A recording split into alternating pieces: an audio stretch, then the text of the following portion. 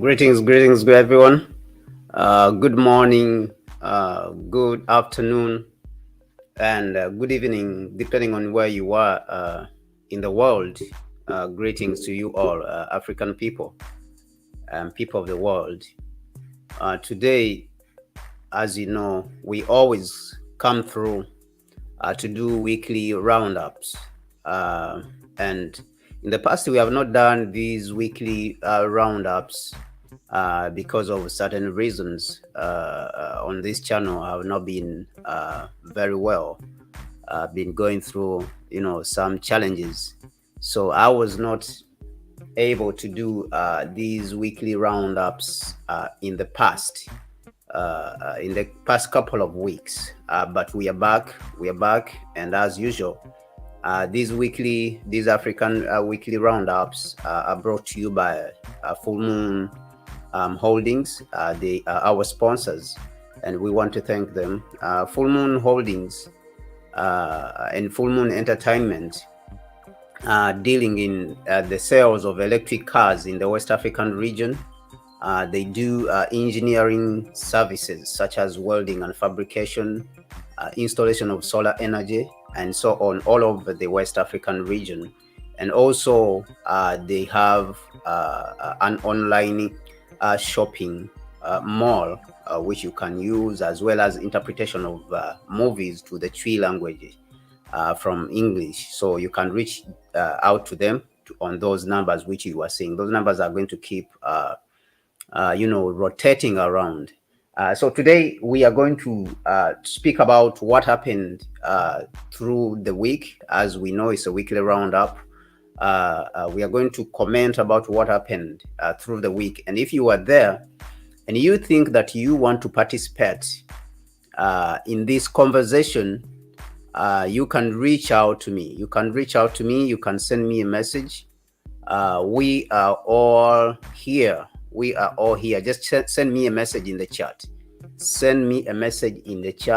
I'll be able to allow you into the room so that we can have this conversation. If you are out there and you want to participate in this chat, just send me a message. Actually, what I will do is that let me put the link. If you want to join the chat room, reach out to me.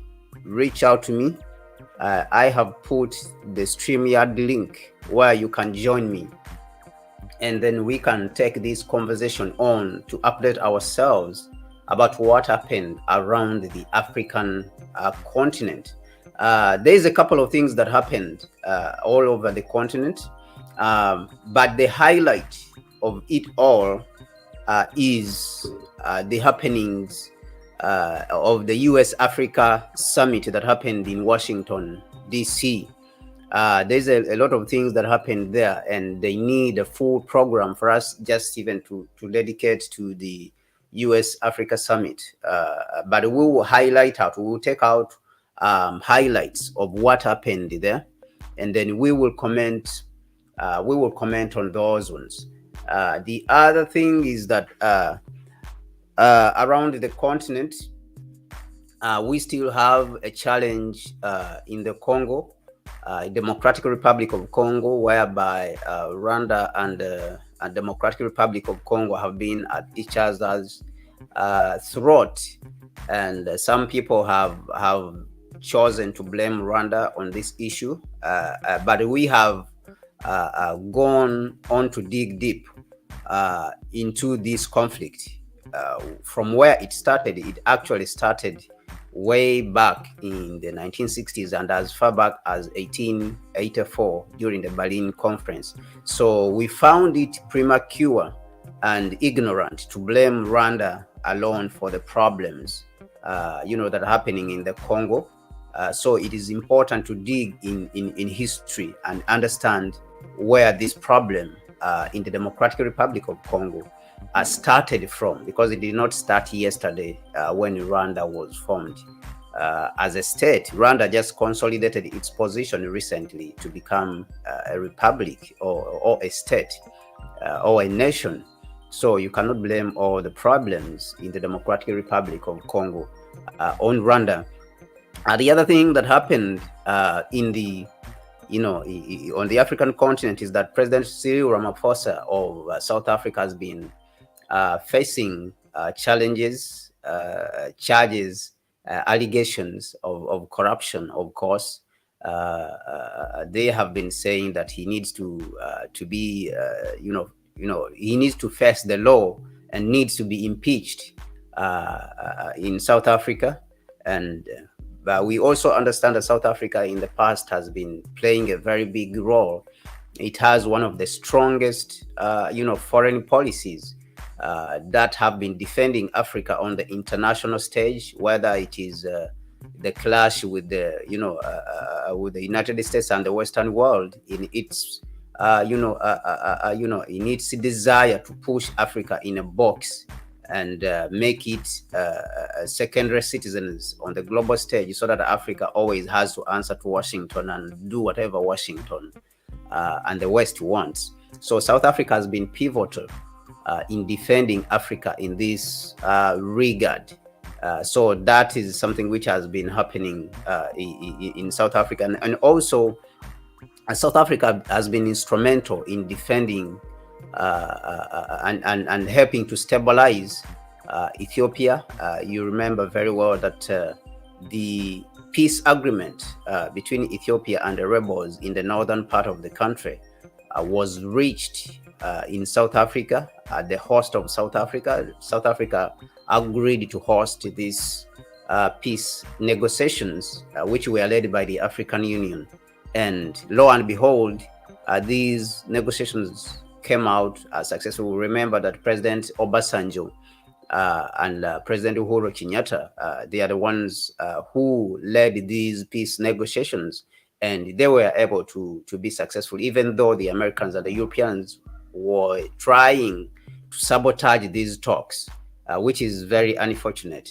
And then, so let's dig deep into it so that we can be able to understand. I'll start with of course, the U.S. Africa Summit, which happened. There was a lot of expectations, and we had already discussed this with Connect Africa. My sister Mallet, big out to Mallet, my sister, on Connect Africa. We work together, and if you have not subscribed to Connect Africa and you are on this channel, I would encourage you to go out there and subscribe to Connect Africa. It is very, very important.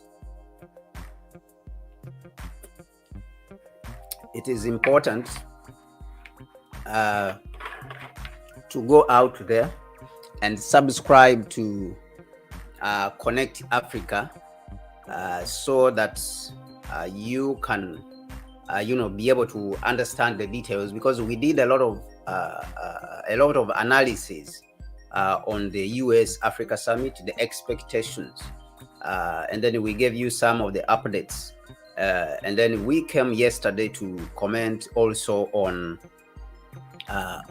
we came to comment on the comments that were made and the allegations that were made by the Ghanaian president, President Akufo-Addo, at the sidelines of the US Africa Summit, as he was reporting Burkina Faso to the United States Secretary of State Antony Blinken, to try to say that Burkina is working with the mercenaries, and yet he himself, President Akufo-Addo, has mercenaries who are American mercenaries at the international airport, at Kotoka International Airport. Burkina Faso could also, in the same spirit, have protested, but Burkina Faso, when the United States military mercenaries were brought to Ghana, Burkina Faso, Benin, Togo, all these countries, they all, even Ivory Coast, they did not protest in any way against Ghana, but Ghana is protesting because Burkina Faso, he's trying to get help, in fighting the jihadists that have been almost destroying the country, and taking away the peace of the people. So it becomes unfortunate in that regard. So these are the things which we want to look at. It's one of the things which we want to look at. So the US Africa Summit definitely came through, and there were expectations. But as you know, there is geopolitical tensions across the globe, because the United States has been behaving in a certain way. The United States has been behaving in a certain way on the global stage, and it looks like it has been challenged by countries like Russia right now, because the United States has been used to getting whatever it wants on the global stage, go bully countries around the world, go even bomb them and destroy their nations and take their resources. So this has been the nature of the United States and the Western world.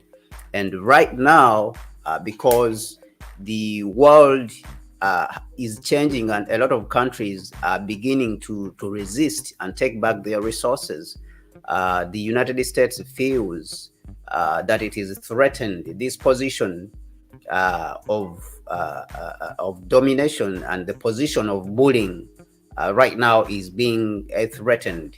And so we are seeing that this struggle, the fight for global supremacy and dominance, has been brought to Africa. Africa has been pushed, into taking sides, which the chairman or the chairperson of the African Union, President Macky Sall, and the chairperson of the African Union Commission,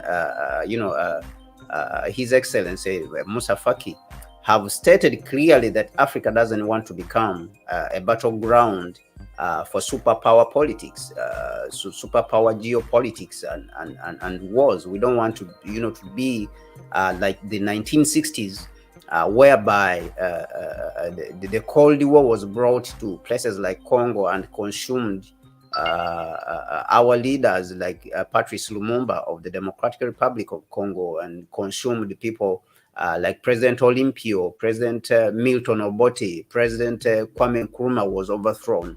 So it consumed some of our best leaders. These were the finest leaders who were very nationalistic, African nationalist leaders that loved our continent and were building.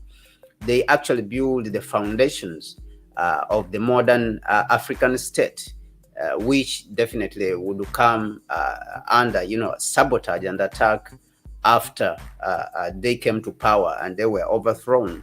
The IMF and World Bank and the whole Western world would come and attack our African nation and deindustrialize the place, destroy all the industries, and of course using our people. I don't mean to say that our people are off the hook. The challenge we have had is that we have also had enemies within, and that is a challenge that we still appreciate that we have to deal with. So the US Africa Summit it falls within that context. On the other line, on the other side, to confirm actually this, we see that the United States, again, as it was carrying out the US Africa Summit, China in the Middle East also was concluding its China Arab Summit, or China GCC Summit, whereby it made great points with Saudi Arabia, in that even to the extent that China President Xi Jinping was welcomed very well, even more than, was given more fanfare. His visit was given much more fanfare compared to Biden when he visited Saudi Arabia. President Xi Jinping of China also went as far as to ask Saudi Arabia that they should settle the oil payments, because Saudi Arabia is buying oil, is now the biggest buyer, importer of Saudi Arabian oil, after the United States had come on the international scene and decided to challenge Saudi Arabia's position as the biggest exporter of oil. The United States right now decided to go and ramp up its production so that it can also make money from oil. So this made it reduce its importation of Saudi Arabian oil, and so it becomes in some way a threat to Saudi Arabia itself also. And so Saudi Arabia saw this actually as a threat to its position of dominating the export of oil. So China has become now the biggest importer of Saudi Arabian oil. So that means China starts to occupy a very important position. It starts to occupy a very important position in the eyes of Saudi Arabia. China becomes important. And so the suggestions that are made by the Chinese are bound to become instrumental, and Saudi Arabia is likely to listen to. And one of those suggestions which Saudi Arabia made was that China said that they want to import Saudi Arabian oil, but it wants to settle the payments of for Saudi Arabian oil in the yuan. And this is where people have been saying that the dollar is under decline. The United States is under decline, and the dollar is losing its status of a world reserve currency.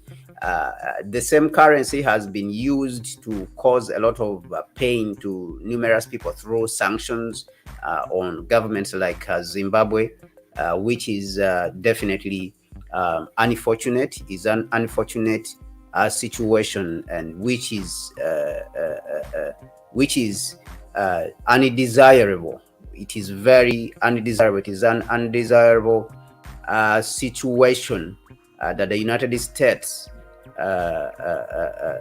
uses. The United States uses the dollar as a means of sanctions and causes a lot of pain in the world, a lot of pain in the world. So nations now have been shifting away.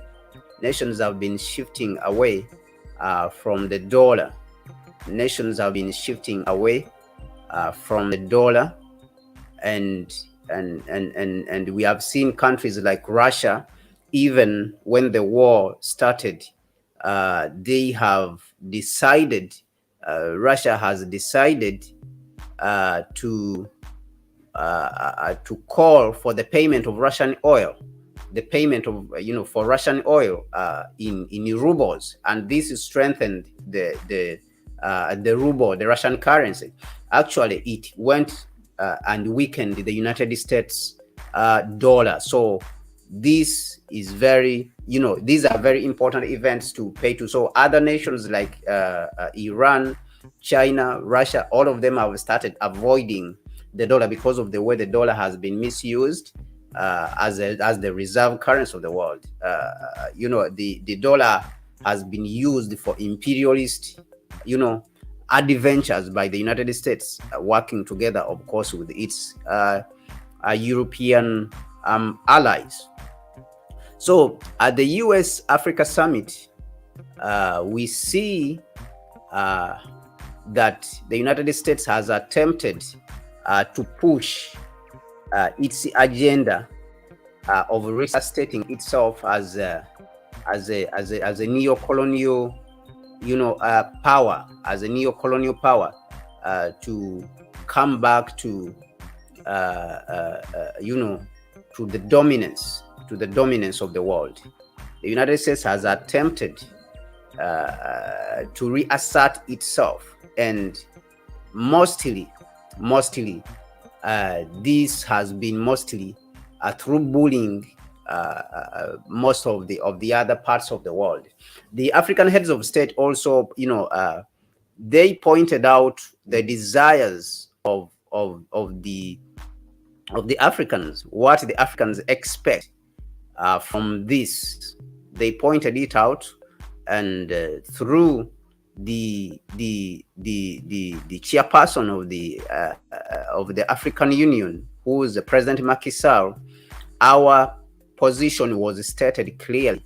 Our desires were stated clearly by President Macky Sall, and in it, Macky Sall mentioned about 6 points, and he added about 2 points which are of concern to the African people.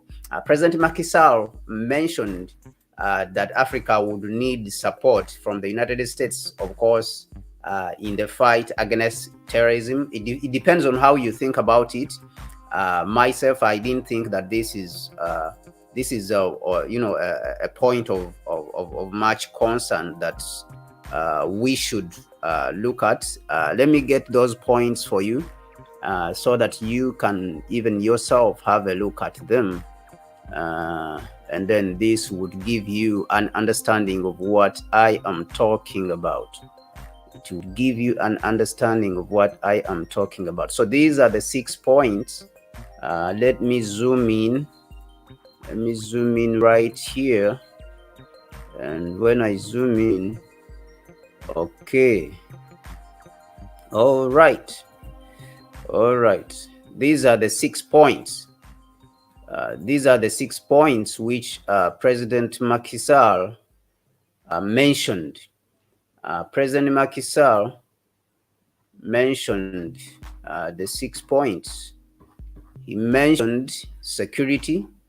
On the issue of security, he saw it as important for Africa, even though I differ with him on the side of security that the United States is needed in Africa to fight terrorism. I do not agree very much with that assertion, but he spoke about it, and he spoke about us as Africans rethinking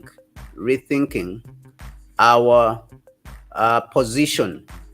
He spoke about us as Africans and the United States rethinking the position and relationship of the United States. And he mentioned that the relationship needs to be recalibrated. As we have mentioned, the United States always thinks that it's supposed to be a bully and bully all nations around. And so Africa has been in a subordinate situation in majority of the time. And he mentioned that we need to recalibrate that relationship and be equal, as China has mentioned also in the past, that we need to have a win-win situation, a win-win relationship. This win-win relationship would help us to be partners and not bosses and subordinates. And also he mentioned that we need economic democracy. So economic democracy, you can talk of what happens at the World Bank and IMF. Also, these are situations which Dr. Chiombori has spoken about, that Africa doesn't get fair share of loans at the IMF, and they saddle Africa with huge interest payments on loans that are borrowed by poor countries, especially in Africa. We are saddled with huge interest loans, interest rates on the loans which we borrow. And in many cases, they have been crying hard. These imperialists have been rallying and crying hard that Africa is getting into debt with China. But I don't talk about the debt that has impoverished Africa. Majority of the debt that has impoverished Africa has not been actually from China. It has been from the West. The debt which has brought so much poverty, misery, and pain in Africa is the debt that is from the Western world. And the improvement actually that has happened in Africa has been because of China and our relationship with China. This is not to suggest that the relationship with China is the best. The best relationship we can have is with ourselves as Africans and not with anyone. But what we see is that the United States, with its exploitative partners and their exploitative ways, have pushed the narrative that Chinese are bad, they are the ones who are good, and they are saying the United States is not, I quote Senator Blinken, the United States is not forcing Africa to choose, but it is offering the most viable choice. You see? So this is what it is saying. It is actually saying that Africa should choose them when he says he's offering the most viable choice. Okay, so he's still telling Africa that you should not choose. You should not choose China, choose us. But we have insisted that we will choose, we will work with anyone. We don't want to choose. We don't even want you to talk about how you are offering a viable choice. We want to work with everyone, around the globe. And so this is what the point that President Macky Sall made regarding the rethinking of relationship with Africa is. And he mentioned that also, number 3, that Africa needs sustained economic commitment, sustained commitment to investment in infrastructure. And what he means by sustained, he means deliberate commitment to investment in infrastructure in Africa, whether you're talking about roads, whether you're talking about railways, whether you're talking about airways, airports, whether you're talking about all these important infrastructure that are supposedly going to bring a lot of jobs, create a lot of jobs for the young people, for the for the huge young population that Africa has, because they say even that the mean age, the median age of an African person on the continent actually is around 19 to 24 years. So we have a lot of young people with a lot of capabilities that they can be able to take on these jobs. So that is what sustained a commitment, an investment in infrastructure is supposed to bring about. It is supposed to bring about those jobs and then spur economic growth, because now people will be able to bring their goods from different parts of the world. And whether the United States is going to do this, I think it's important for us to look at the position of the United States and look at its infrastructure. The United States is a very rich country, very developed, but also it is also facing numerous problems when it comes to infrastructure, that it doesn't have money to invest in its infrastructure. And what we have argued is that the United States doesn't have money to invest in its infrastructure. So if the United States doesn't have money to invest in its infrastructure, then it becomes problematic. It doesn't have money, actually, that even the United States debt is more than 100% to GDP. United States debt to GDP is more than 100%, up to $30 trillion.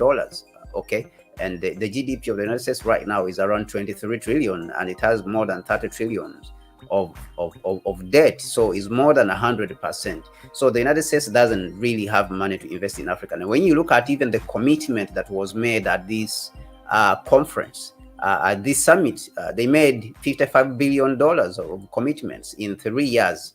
But we understand also that in the past, the first US-Africa summit that was held under President Obama, the commitments that were made during that period were not met. And the United States trade with Africa has gone on to decline drastically. Right now, it stands at around 65 billion. Compare that with China's trade with Africa, which stands at 200 and almost $70 billion. So it is just a joke. It is just a joke that they are going, or they can even invest in our infrastructure in a sustained manner when they have problems with their own infrastructure. Bridges are collapsing in the United States. People are coming out to sleep on the streets in Washington and Los Angeles and California. In Mississippi, Detroit, there is a lot of poverty that is growing, income inequality. So these are all problems which the United States has. Number 4, the chairperson of the African Union mentioned that Africa needs 86 million every year for climate adaptation. It needs this money to make it available for it to invest in clean energy. so that it can adopt to the new era that we are entering in, that requires us to cut down on the carbon production, so that our industrialization is powered by clean energy. And in the past, actually, the United States and its European allies, during the Paris climate change, when it was, a Paris climate change, conference and agreement, when it was launched and signed, the United States and its allies, the Europeans, committed themselves to providing funds of up to $100 billion to low developing countries that have been affected by climate change, so that they can transition to clean energy. But that money up to now has not been given. And this climate change agreement, the Paris Climate Change Agreement, was signed in 2015. So they have not come through on that position. So you can see that everything that we have been stating and everything we have been agreeing on, they have been reneging on their promises.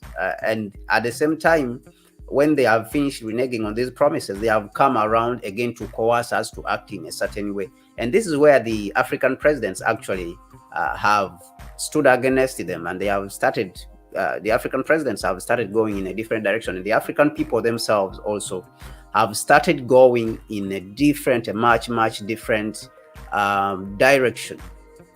Number 5, he mentioned that Africa wants to work with the United States to win the war on hunger through access to fertilizers. As you know, Russia, where we normally get our fertilizers from, because we don't have industries.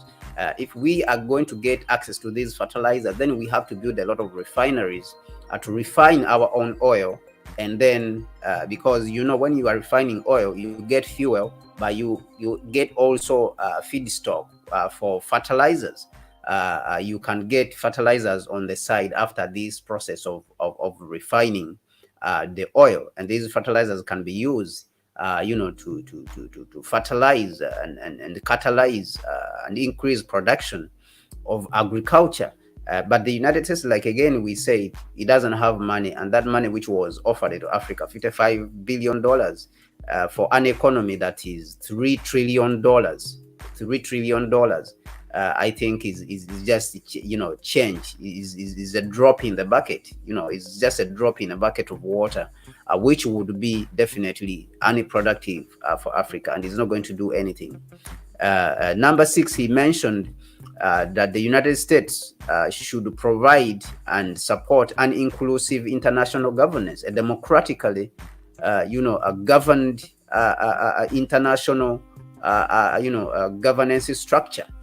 That is the United Nations and the G20. And as we have seen, that the United States has continued to lose, and it was able to actually agree to what the African Union was asking, that Africa should get a permanent seat at the United Nations General Assembly, and also Biden agreed to support Africa in that regard. Also, he agreed to support Africa in the African continent, getting the African Union getting a position at the G20 and sitting there to make decisions. The president also and the chairperson of the African Union, President Macky Sall, also mentioned that the sanctions on Zimbabwe must be lifted because they are affecting our people in Zimbabwe and in South African region. It is unacceptable that these sanctions have continued, to affect. These sanctions have continued to affect our people. It's important that they should be lifted. The sanctions on Zimbabwe. He also mentioned that Africa is concerned with the bill that was passed in Congress. That bill is called HR 7311. This bill targets Africa and it damages, he mentioned that it damages Africa's relationship with the United States. And on top of that, this is a bill which South Africa had, this bill, South Africa had protested against it actually. In the past, South Africa has strongly protested against this bill because it is racist, and it puts Africa in a subordinate position, whereby the United States should come and do whatever it wants on the African continent, which is unacceptable, which is absolutely unacceptable for the African continent. And that is when the African leaders said that this is unacceptable for us to be in a subordinate position perpetually. We can't perpetually be in a subordinate position as Africans. And so these are the points, these are the important points which President Macky Sall, the chairperson of the African Union, made at the US Africa Summit. And I think that these are very legitimate and important points that he made, the president made, and the African heads of state. But also on the sidelines, President Akufo-Addo spoke about Burkina Faso. He spoke about Burkina Faso and the Wagner Group. And we have done this analysis on Connect Africa. You can reach out to see that video. We think that President Akufo-Addo's concerns were premature. Those concerns were premature and were uninformed. That is what we have concluded, because Burkina Faso is trying to fight off these jihadists, and the jihadists were brought in that region, the Sahel region, by the United States and France and Britain. They are the ones who brought those jihadists, because they destroyed Libya, which was acting as a door, as a gate, which had closed off any chaos from the Middle East. So they brought this, and they exasperated the problems actually of slavery in Libya by destroying the government in Libya. So we want the United States to take some responsibility and not always blame the Africans.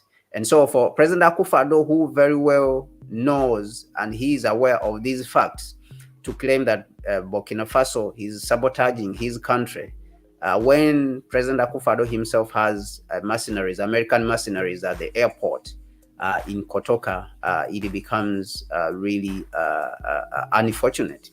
It becomes very, very unfortunate. So this is the situation which we had at the African, the US Africa Summit, and it beggars belief, and is important that we pay attention to these events. It is important that we inform ourselves about what is happening across the continent and across the world, so that Africa cannot be affected in some way when we are not aware, like what happened during the Berlin conference, where Africa was divided, and we were not there because we were not paying attention to what was happening across the world. President Cyril Ramaphosa also has had problems. President Cyril Ramaphosa also has had issues and problems within South Africa. He has been accused by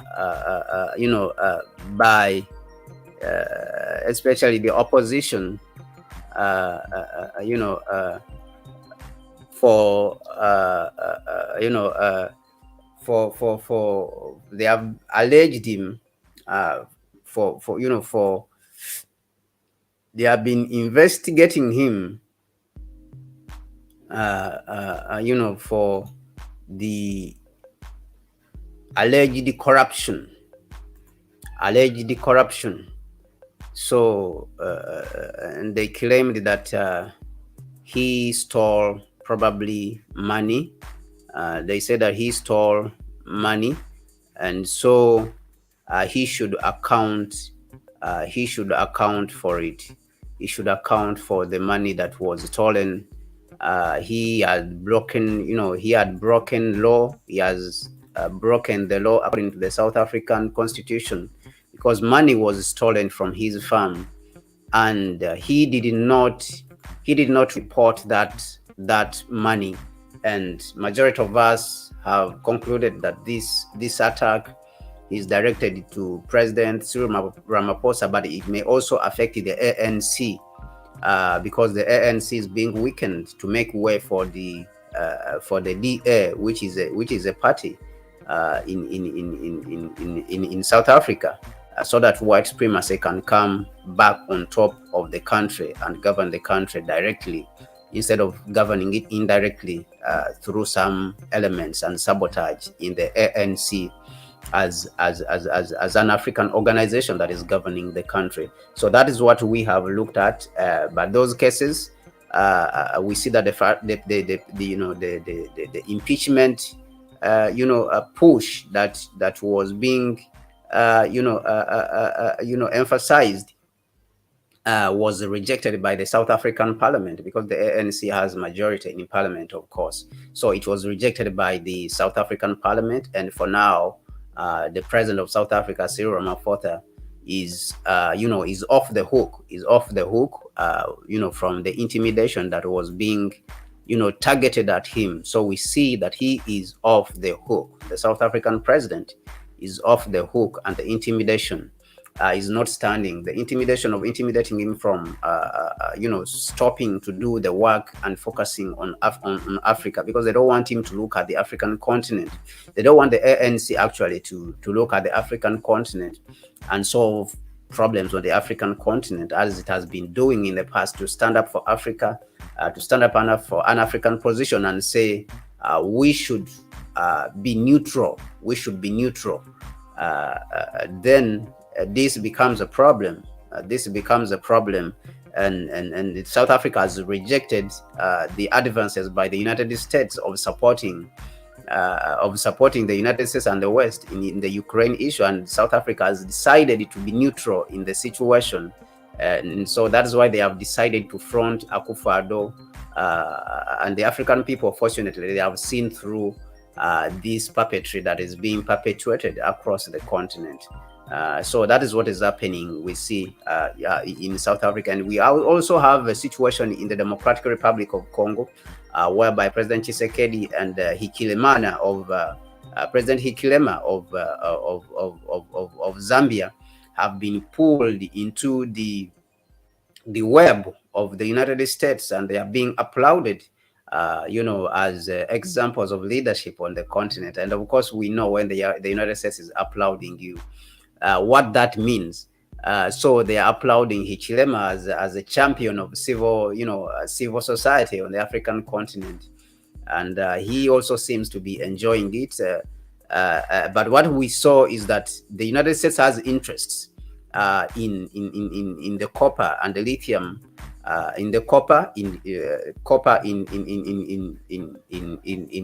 for electric cars and this industrialization in Zambia.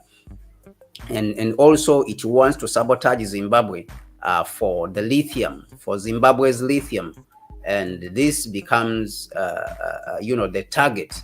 And of course, it continues to use the narrative of democracy, liberty, and human rights, as it continues to steal. The template that has been used, that I want to inform the African people, is that the template is the same that has been used in the past. They say that they came here to bring civilization to Africa, and they enslaved the African people. They came here after slavery was defeated by the African people in Haiti, and they claim that they are coming now to bring religion. They are coming to bring God to the African people, because the African people did not know God. That was the claim. And they ended up being colonizers. The missionaries ended up being administrative, colonial administrators. And today they are saying that they are coming to bring liberty and freedom, to steal our resources. So the template which they are using is the same. And this, I would like the African people to be attentive to this kind of lies and blackmail. Is blackmail actually, and corruption. This is corruption. These are corrupt elements, corrupt people who are claiming that they are bringing something else when we know that they are coming to steal. And so this goes all the way to Congo, that Congo has immense resources of the cobalt, coltan, and all these resources that we have been talking about that I don't want to repeat, because I believe the majority of you know them. So Congo has been brought into the web.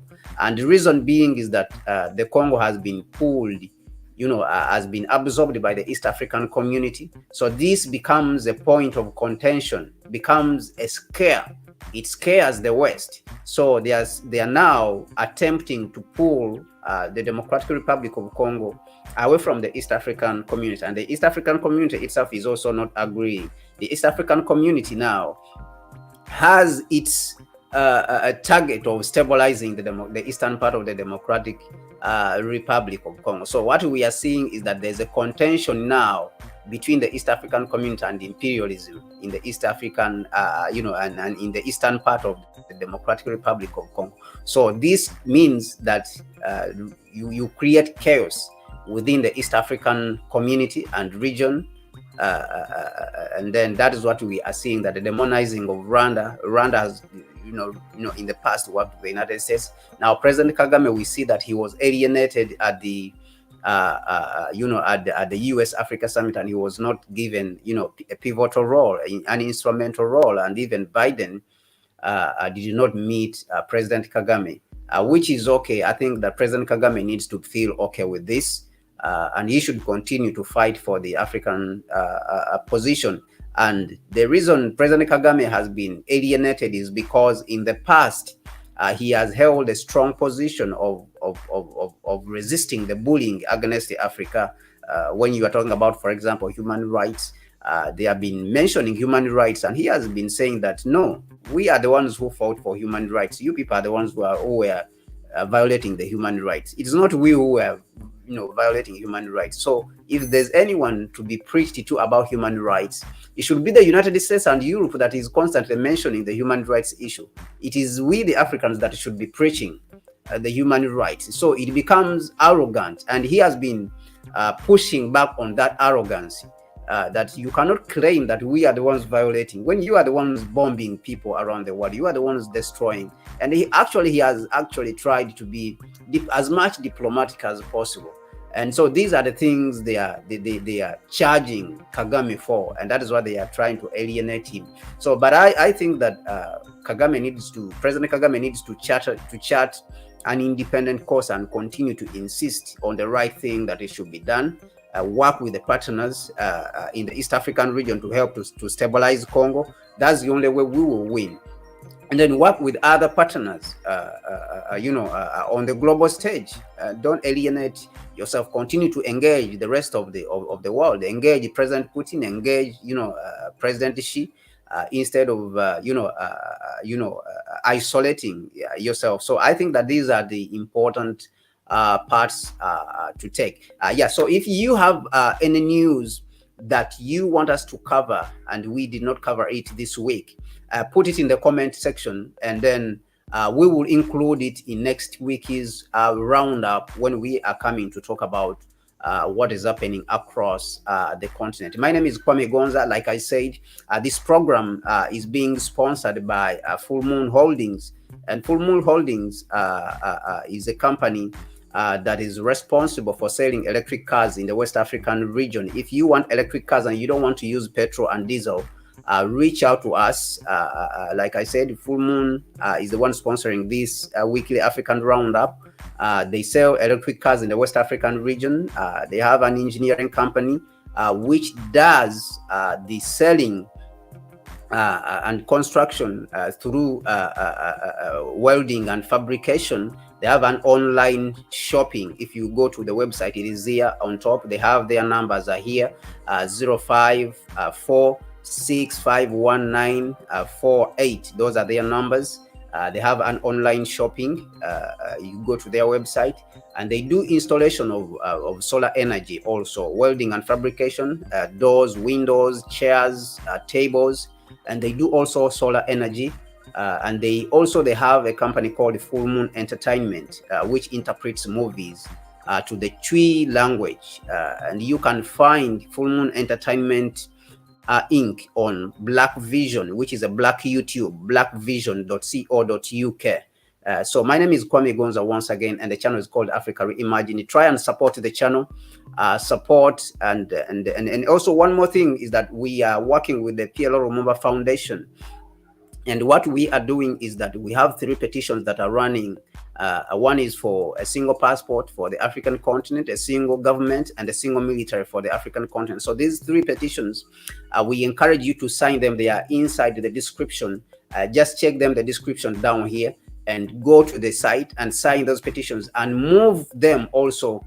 PLO Lumumba, if you scroll down, you will see that he has also signed, and other people like Sister Shanice, they have signed these petitions. We ask you that you sign these petitions also, and then let's work together to push forward the cause, the African cause. And when we are supporting our progressive African leaders who want good for the African continent, then the continent will improve if we are working together as Africans. The Pan-Africanism, then it will be meaningful.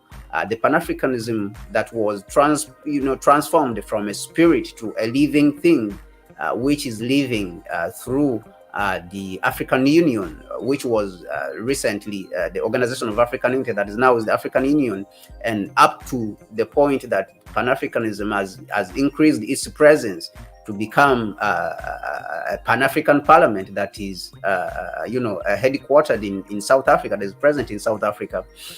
Then it becomes imperative that we contribute to what our ancestors left for us. We know that there has been complaints that the African Union has not been effective, but we understand that also for the African Union to be effective, we have to inject life in it. We have to move it. We have to go in and support it when it is doing something right as Africans. I want to thank you once again for supporting the channel. And I pray that you share the channel. I pray that this information which we are bringing you is interesting and is informative, not only interesting, but very informative, so that you can share it with the rest of the people. Invite them and share, because that is the only way also we will be energized and encouraged. Shout out to my sister Mallet, Connect Africa. You are doing a great job of pushing the African cause. Shout out to Hamila, Aragawi, shout out to Breakthrough. Shout out to all Pan-Africanists, Wodemaya, shout out to all of them, Pan-Africans that are pushing Africa forward. We want to thank you once again. Thank you very much for being part of this and watching up to this point. My name is Kwame Gonza. The channel is called Africa Reimagined, and we want to say Africa must unite, Africa must unite, Africa must unite.